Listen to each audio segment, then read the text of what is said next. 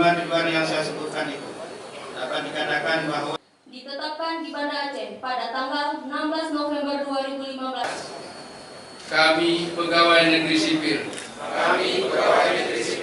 Dengan ini berjanji sesuai dengan sumpah yang telah kami ucapkan, kami akan bekerja dengan sungguh-sungguh, penuh kejujuran, kedisiplinan, dan keterbukaan. dua, Atas kepentingan orang atau pribadi, kepada pemerintah Aceh.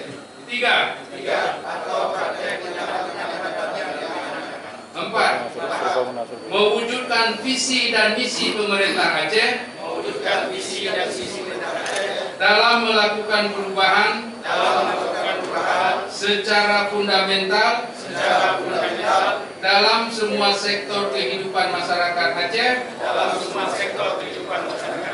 khususnya pelayanan publik.